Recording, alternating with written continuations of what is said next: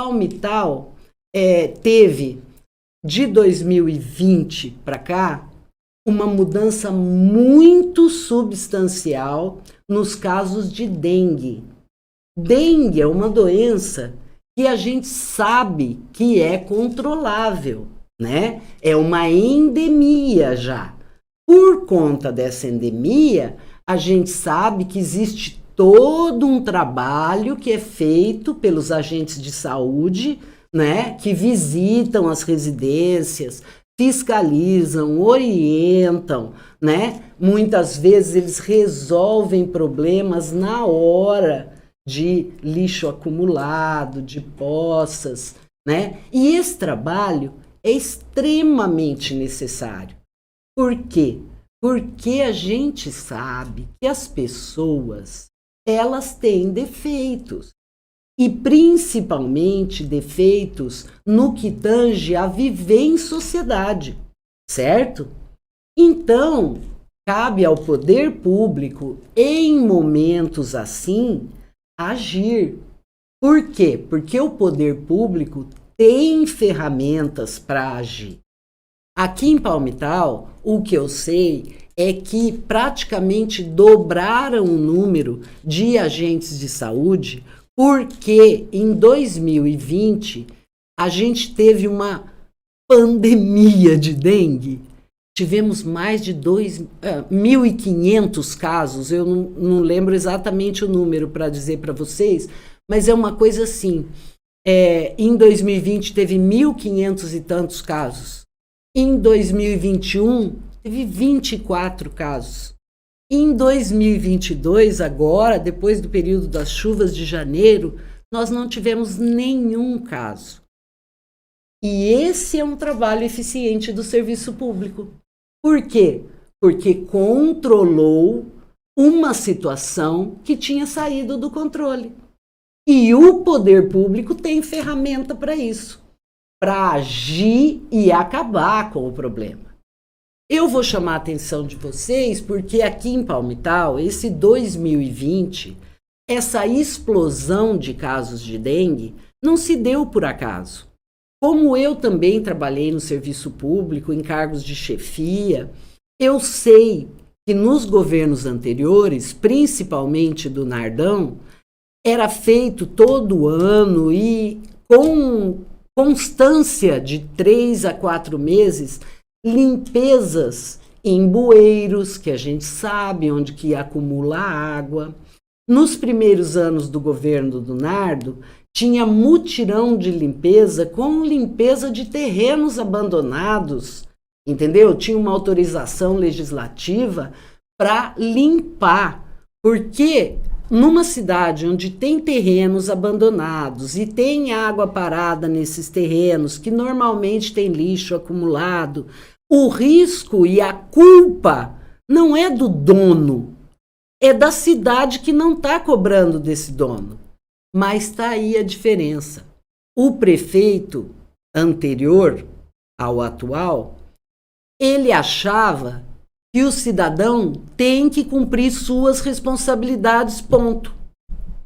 Então, quem ele não conseguia fazer, cumprir com as responsabilidades, inclusive foi colocado um fiscal para andar na rua, cobrando das pessoas que não botasse o lixo, que se limpasse o seu quintal ainda, tinha que contratar um serviço de caçamba, que atualmente custa R$90, o mais barato, né?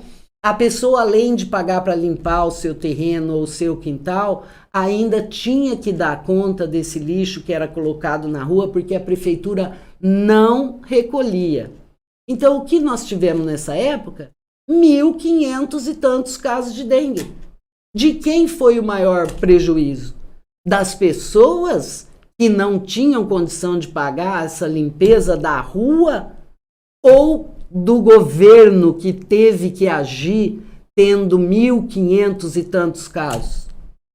E olha que nessa época também não foi feito nada para evitar, porque nem foi feito nenhum mutirão de limpeza, não foi feito nenhuma ação que pudesse mudar esse quadro. Agora, eu não tenho como não pensar na Covid também, gente. Eu sempre falei aqui que a gente corre atrás e que a gente está sempre em busca do que já foi perdido. Por isso foram tanto tempo, tantas mortes, não é mesmo? Pela Covid-19. Hoje, a gente ainda tem o dado que foi publicado ontem na manchete principal da Folha de São Paulo, que as pessoas não vacinadas estão morrendo muito mais. A gente já sabia desses dados, mas é 26 vezes mais. Você está entendendo? Eu falo todo dia para você aqui. Vacina é obrigado a tomar a vacina contra o Covid. Não é uma dose e, eu tive Covid e não tomo mais outra. Tome as 3 doses orientadas pela Organização Mundial de Saúde. E não precisa saber de vacina. Não precisa estudar efeito colateral, que tudo isso é bobagem. A gente tem a ciência, a gente tem a Organização Mundial de Saúde. Vamos seguir o caminho correto e vamos acabar com essa pandemia.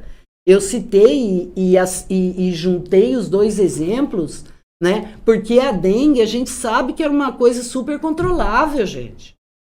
Agora, o que a gente tem de solução para a Covid, em primeiro lugar, inegavelmente, são as vacinas. Enquanto houver gente que não está corretamente vacinado, nós todos estamos correndo risco, porque o vírus está circulando entre nós. Tem gente doente.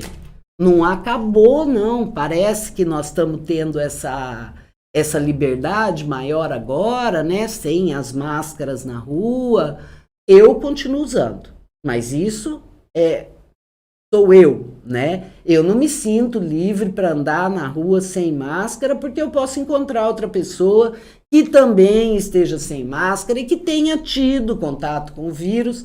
Tanta gente teve agora ainda contato com o vírus, lembrando que nem todos demonstram sintomas, principalmente se tomou alguma dose da vacina, os sintomas são mais brandos e tem gente, vocês sabem, que são assintomáticos.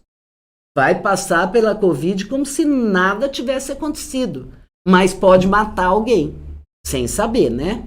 Então, bora lá, vamos prestar atenção e vamos cumprir esse calendário de vacinação, hein?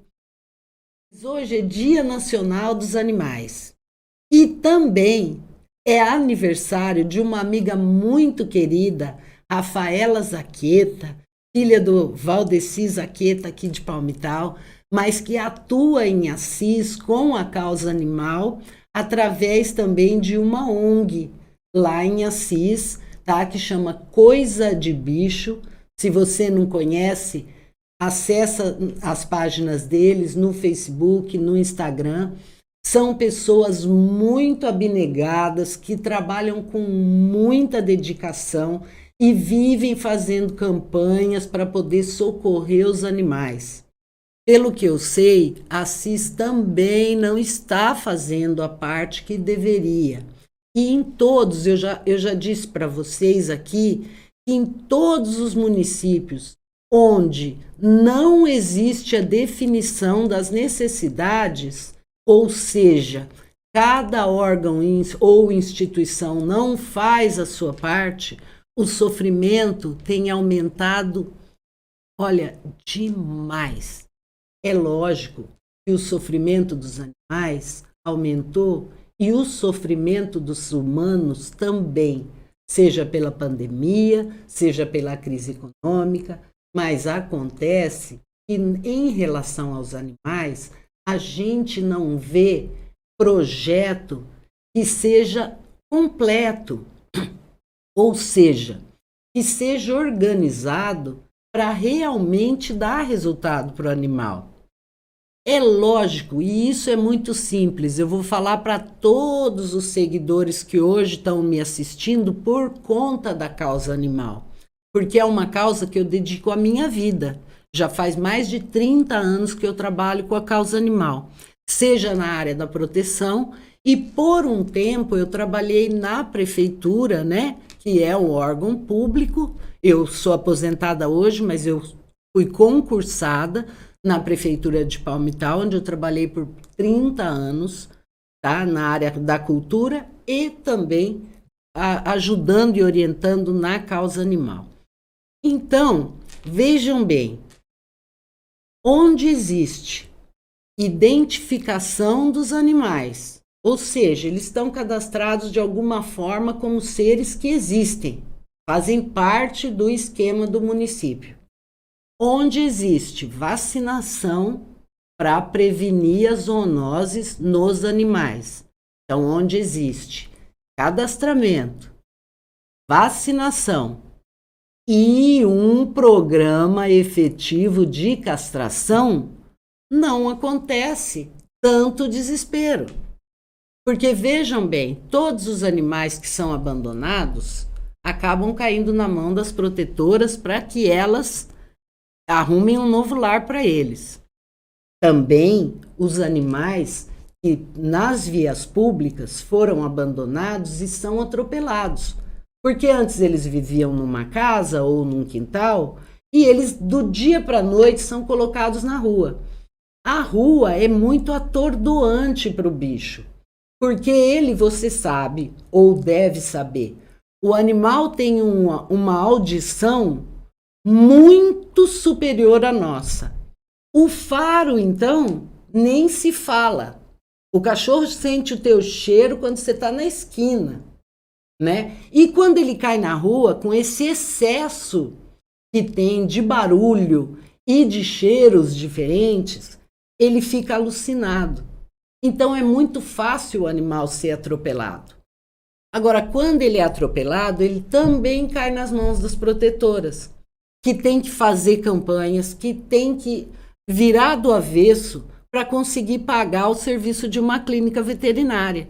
Sendo que o animal não é dela, ela não teria que sentir amor, ele estava na via pública, foi atropelado por uma pessoa irresponsável que não evitou que isso tivesse acontecido. E quem é responsável no final dessa tristeza, desse corredor? A protetora.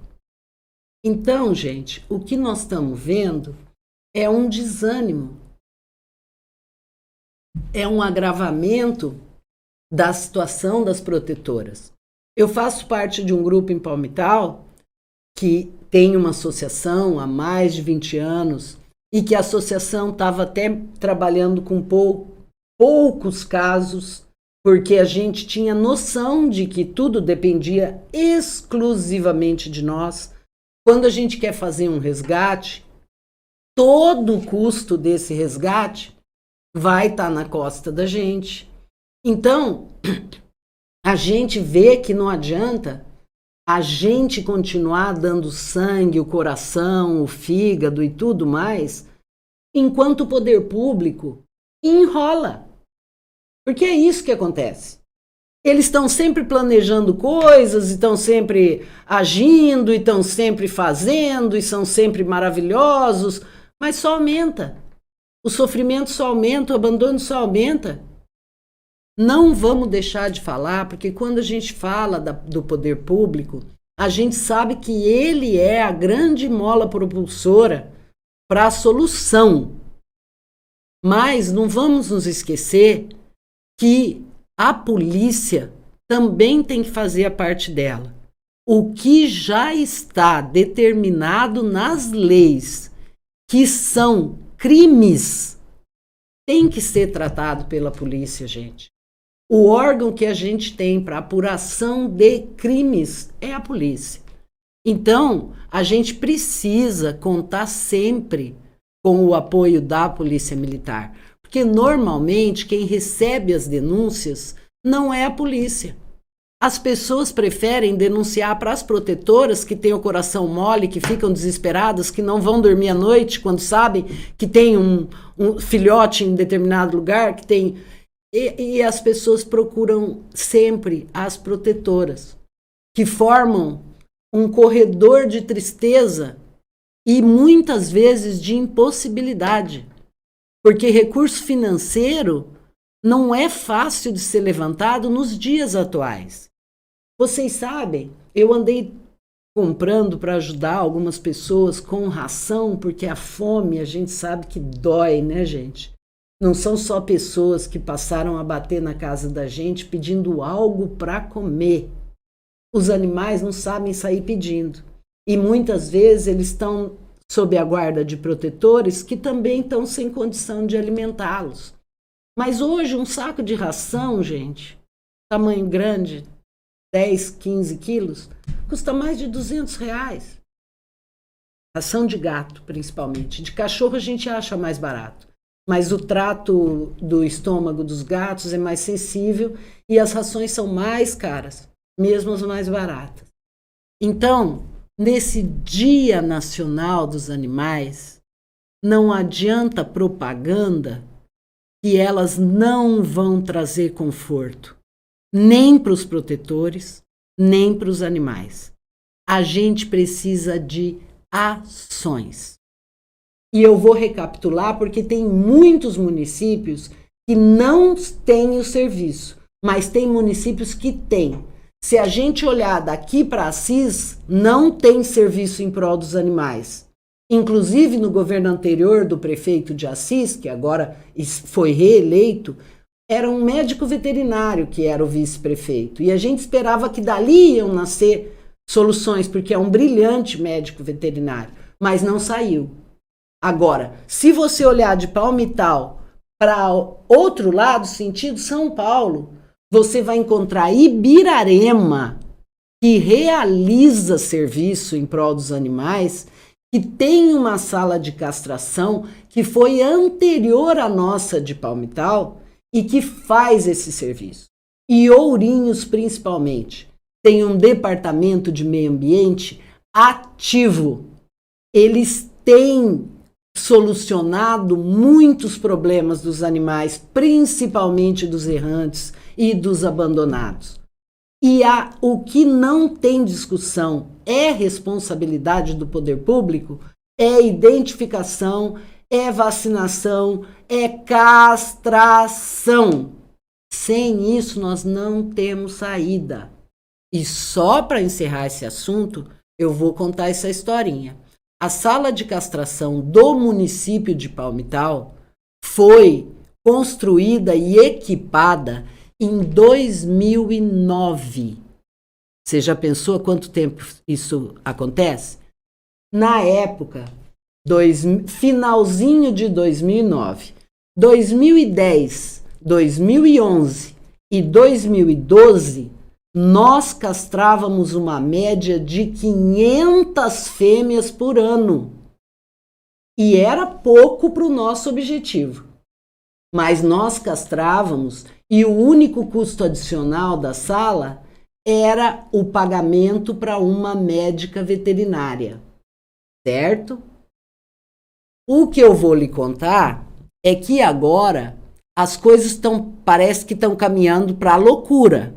Porque esta sala, que está devidamente aprovada pelo CRMV, ou seja, Conselho Regional de Medicina Veterinária, essa sala aprovada e que já realizou tantas castrações, permanece fechada. E já faz praticamente 8 anos que não existe o trabalho de castração efetivo. Houve algum mutirão eventual que não passou de 60 fêmeas, assim, num projeto de mutirão todo. Então, vejam bem que as coisas estão fora de medida, porque agora a Secretaria de Estado está distribuindo uns trailers, que são uns ambulatórios, e eu fui pesquisar e são umas salas de castração, exatamente o que a gente tem. Mas nós vamos ganhar de novo. E a gente vai ganhar um negócio que a gente já tem, mas não vem junto com o veterinário. Então alguém me explica essa questão, porque eu não estou entendendo. A gente vai deixar uma coisa que a gente tem para ganhar outra coisa que é igual o que a gente tem e vai faltar a mesma coisa, que é o médico veterinário. Eu não estou entendendo como é que essa coisa vai ser resolvida, mas eu espero que seja, tá certo? A gente fala aqui porque a gente quer ver solução. A gente não quer criticar ninguém. A gente... eu já falei para vocês um dia sobre essa coisa da gente ver tanta lei que existe e que não é executado e que ninguém cobra. Sobre a questão animal, a gente tem lei também municipal, mas eu entendo que o Estado está acima do município, a federação está acima do Estado. Se tem uma lei federal, a gente não pode ir contra ela, concorda? Então, essa lei que diz que hoje é o Dia Nacional dos Animais é uma lei federal. Nós comemoramos aqui. E você? Comemora aí também. Você tem um cão, um gato? Hoje é dia deles, faça festa. Eles merecem. Eles transformam os nossos dias. Eles trazem leveza para a nossa casa. Eles nos fazem companhia. O animal é o único ser que permanece ao lado do seu dono sob qualquer dificuldade. Você já pensou nisso? Mas essa agora foi uma creche na zona leste de São Paulo, pasmem, particular, né? Onde o pai e a mãe levam o seu bebê achando que ele vai ter um tratamento diferenciado, né? E nessa creche, a prática com as crianças que choravam, bebês de 5 meses a 3 anos, era amarrar os bracinhos, colocar no bebê conforto e trancar no banheiro embaixo da pia. Assim. Essa notícia a gente está tomando a internet hoje, ontem, os pais revoltados. Gente, eu não sei o que eu pensaria se fosse um filho meu. Um bebê, tá bom? As aulas voltaram recentemente nessa escola e, segundo o depoimento das mães, esses bebês que estavam frequentando a escola e que foram vistos, flagrados por vídeo e foto, amarrado tipo camisa de força, tá? Com faixa que prende as mãozinhas, chorando. E essas crianças, as mães contaram que desde que entraram na escola, o comportamento em casa estava muito diferente. Mesmo sendo bebês, né, eles estavam em pânico, eles não ficavam sós, eles não estavam se alimentando direito. Isso por causa da pressão que estavam sofrendo lá. Uma outra mãe, uma professora que fez a denúncia, ela disse que também era uma prática para as crianças de 1, 2 anos, quando começavam a chorar ou dar trabalho, eles jogavam um copo de água gelada na cara. Dá para conceber? Eu não consigo. Eu ainda estava pensando que a gente poderia estar caminhando para coisas muito melhores. Mas, ao mesmo tempo, eu fiz uma reflexão de que se a gente vai mais devagar, é porque a gente precisa corrigir mais coisa, não é mesmo? A gente tem muita coisa para botar em ordem e não adianta, como eu já falei aqui, ficar pensando que o sofrimento que a gente passou nesses últimos anos não valeu. Valeu, é que a gente está aprendendo devagarzinho, né? A gente tem muita coisa para aprender nessa passagem nossa aqui na Terra. Então, não vamos perder tempo, né? Vamos ficar esperto, vamos ficar ligado nas coisas que estão acontecendo. Eu vou sempre falar isso para você. Vamos julgar menos. A gente precisa compreender mais e julgar menos. Muitas vezes, hoje até o termo é legal, né? Cancelar alguém. Muitas vezes uma pessoa está sendo cancelada por uma pequena falha. Né? Por quê? Porque a gente está julgando muito rápido, não é mesmo? Vamos pensar nisso? Vamos julgar menos, compreender mais e estender a mão? Que é isso que a gente está precisando, não é? A gente está precisando de uma sociedade melhor e a gente está chegando em hora que é decisiva para isso. Esse ano tem eleição. E vamos parar de fingir que as coisas não estão atingindo a gente. Tem muito sofrimento espalhado e tem muita solução para ser tomada. Eu me lembro que no governo do Lula teve um movimento muito grande para destinação de recursos para os municípios.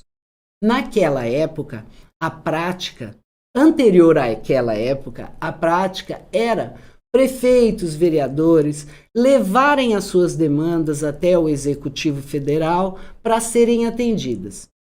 E o Lula queria abrir isso. E eu trabalhava com projetos na Prefeitura de Palmital. Então foi criado um programa de computador que se chamava Siconve, e no Siconve a gente colocava os nossos projetos. O julgamento do governo federal para a liberação desses projetos era justamente a capacidade do projeto. Se ele era um bom projeto, se ele estava bem orçado, se ele estava bem amarrado, se realmente ele atendia a uma demanda que existia e era necessária. Então, esse programa passou a fornecer essas ferramentas que a gente conseguia fechar convênio sem ter existido um pedido oficial. A gente conseguia ter projetos da cidade selecionados graças a esses convênios. Mas esse tempo também foi um tempo muito importante na elaboração de leis.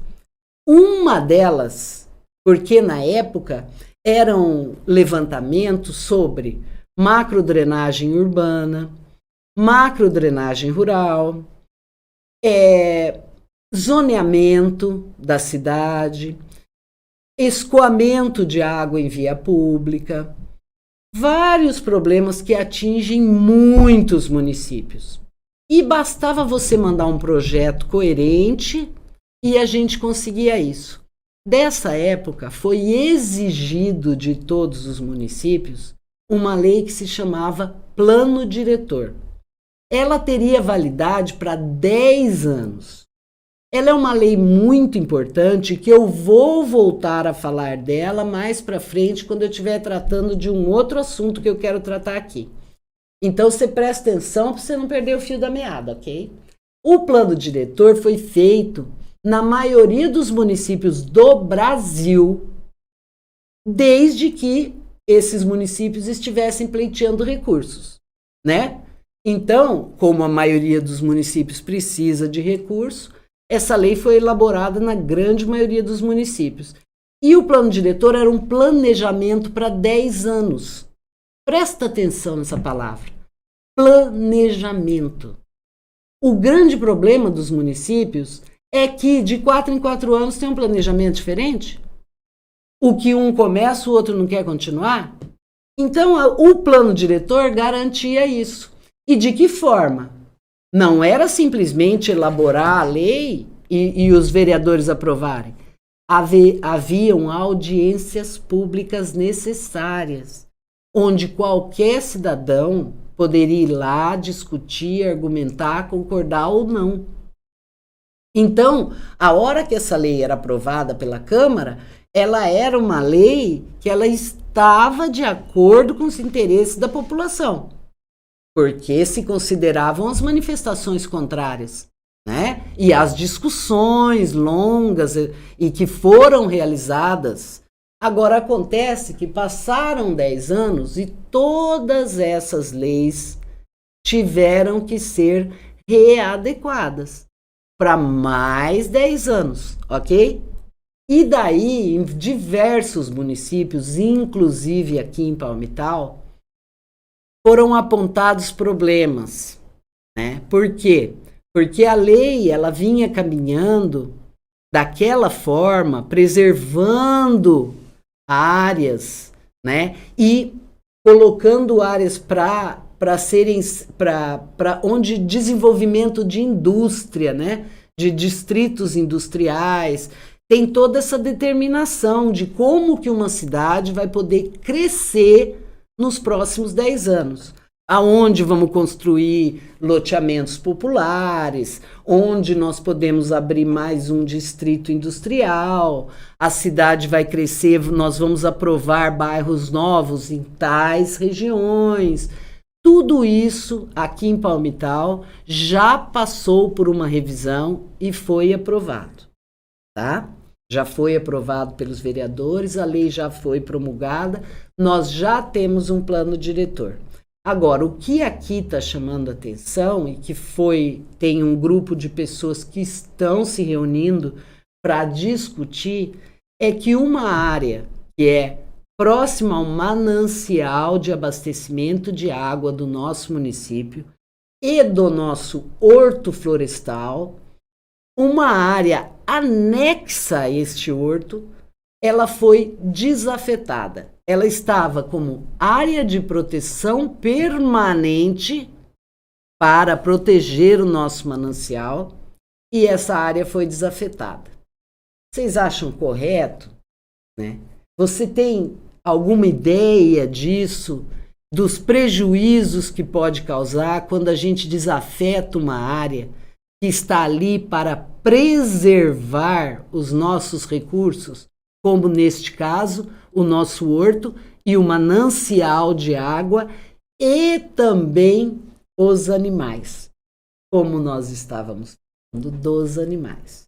O nosso horto, ele tem macacos, prego, coatis, muitos coatis e outros animais.